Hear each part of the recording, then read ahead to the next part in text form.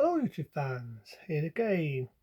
And I figured out to do why not this one. I've done all three of them, being Backle, Beneath and Escape. Why not this one? Being Conquest of Planet of the Apes. Here again, Conquest of Planet of the Apes.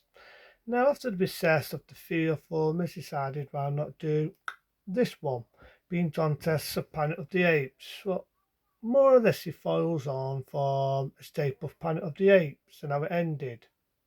So you get Robin McDowell, not playing his role, we all know the character got killed, but playing the role as the son.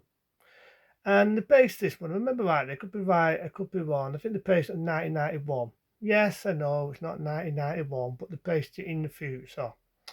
And basically, all the apes are around, they've all got intelligence, but it's the way round in this one. And that's why with this one, not a rant, it's a review. It's not a dud film. I could only see they put a cheaper budget in this one, but I like the story. Shoot me. I like the story because I thought it was a definitely made story. And in all fairness, it had a surprise twist ending. It didn't have shitty downbeat ending like Beneath, like Escape off the Planet of the Apes, where your favourite characters get shot. In this one, it didn't. So Robbie McDowell comes back playing the son who's all growing up. And you've got the same actor that played the one that helped him out in the circus. We all know played Time, the Wrath of Time. Started that too, the Wrath of Time. He's in this and all. And like I say, it's in the future. And all the apes are now slaves. Some of them are being experimented on. Some of them are being made to do rich people's hair, being rich women. And basically, they're just slaves. And you've got this rich guy, if you've seen his actor before, funny enough, he appeared in Not Sanding. Remember Not Sanding, the soap? The spin off of Dyers, the one that played a character called Sid. We plays in this, he plays being not a very nice character, you get the idea he's the boss of the place. And then it's in the future, like most films, the future's never correct, but it's a film. It's a film. I went with it.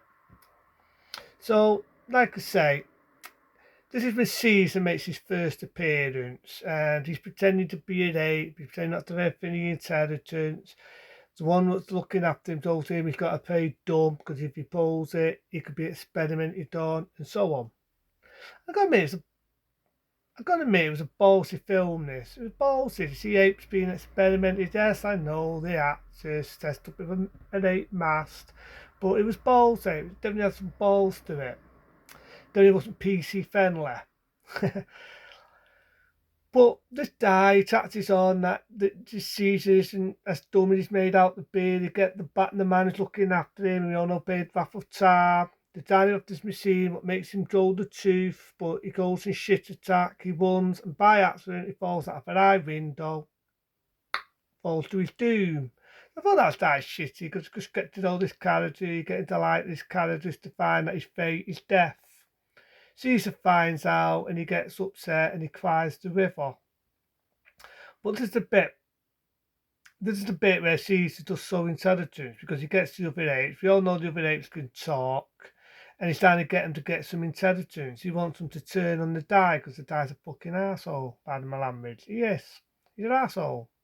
So he's trying to get the apes to talk, to team up, and everything. And it's like a good bit of tist. This.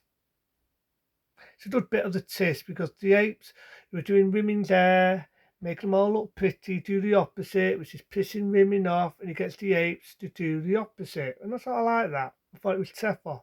I was saying the words, why not? I thought it was unique. And then he gets the other apes to turn.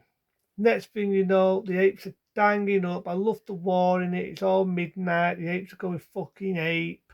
The fucking whacking bats on them. They're spraying them. Doesn't do fucking diggity dig. And then that's when Caesar makes his epic speech and attacks the die out of fucking Not Sanding, Sid. I just call him that. So they get Sid and all the others, and Caesar makes his epic speech. I gotta admit, this speech did sign of drag on. I like Robbie McDowell as an actor, may rest in peace.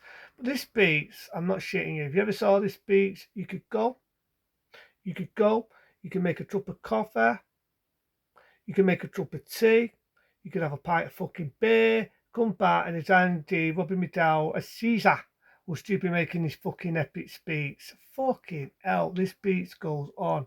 I mean, it goes on all the way through the end of the film, but he makes this speech a Benserella. And then you've got the idea the apes have now got hold of the humans, the prisoners, and now they're basically ruling the world. Kind of falls on him, back of the Planet of the Apes, which in all fairness, back of Planet of the Apes was a piece of shit. Piece of shit, because they become like hippies in that, and I always thought that film was boring. I get to that one, it would have to be a review and a rant. Have to be. But this one, I didn't really mind it for what it was. I like the story to it. I like the idea that it was the other way around. Humans were doing experiments on the apes, but not in the nice way like you see in Escape of Planet of the Apes. I like the idea that Caesar makes his first appearance, rubbing me down now he's playing the son and not the father. I like the idea that these people are evil. It's based on the fruit. So you've got the apes as slaves. Some of them are made as slaves. Some of them are doing experiments on. There's bits where they're electrocuting them and doing this. So it definitely was ballsy in that. It definitely wasn't PC fucking friendly. And then you get, like I say, you get rubbing me down. And he makes his epic speech. And then it's just basically the end of the movie into 1 year after being 1973. The follow one, this one, but this one from 1972. I didn't mind it for what it was. I actually liked the story. I could appreciate they're going to a different route. I could appreciate that. You had some what don't agree with the apes being experimented on. You have some what don't agree with them being tortured and all this. But that's one thing, without picking my nose, that's one thing I do appreciate with this film because it had balls. Wasn't too PC fucking friendly. Yeah, I could see that this one was a cheaper budget. I cannot lie, it was a cheaper budget. Just like Escape from Planet of the Apes, 1 day before this. Conquest of Planet of the Apes was a lower budget, which funny enough, this was the day that it all started. In 1968, it was placed in 1972. This one was 1972. As funny it was, I could be right, I could be wrong. I think they based it in the future. And if I could be right, I could be wrong. They based it on 1991. And it wasn't 1991, but like most futuristic films, I keep repeating this. Keep repeating it. It's a futuristic film. So in all fairness, I went with it. You know what I mean? Caesar gets a love interest, but I sort of like falls on him back on the Planet of the Apes. I suppose I've got to do it, even though I think it's a piece of shit. But this one, I didn't mind it for what it was. I like the story in it. I like the idea that the apes turn on them. I like the idea they now took over. He's had at the foil one. You get it. You get the story. So this one, for what it was, I didn't mind it. I thought it was a better story.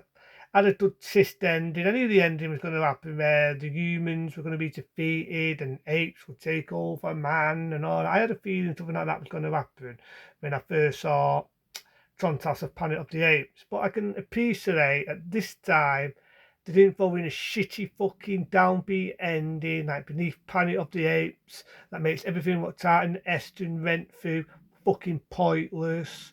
They didn't fucking do it like it's State for Planet of the Apes where all your characters get shot to shit fucking date. This one didn't have a shitty downbeat ending, so I can appreciate that. I just felt that maybe should have ended it like that because Planet of the Apes, I'll get to it, but it's the most boring one. If just people think this one was a low budget film, they think it was done on the cheap, wait till you get Paco of Planet of the Apes. That is so fucking dirt cheap. It's unbelievable. It's so cheap. The actors, whoever knows these actors know nowadays, who knows them? They're so cheap actors, they're unbelievable. Unknown actors. But this one, I didn't mind it for the story, so it's not a date film, but it's not a shit film. So for the story going to a different route and not having a shitty fucking downbeat ending, I'll give it that. It's a big improvement for Mistake for Planet of the Apes. Again, not repeating myself, it's have a shitty downbeat ending like Beneath Planet of the Apes. Not as much of a tacit as Planet of the Apes, but I can appreciate what it were back in the era. So there, 3-star rating from me. But until then, be smart, be safe, and I'll see you later.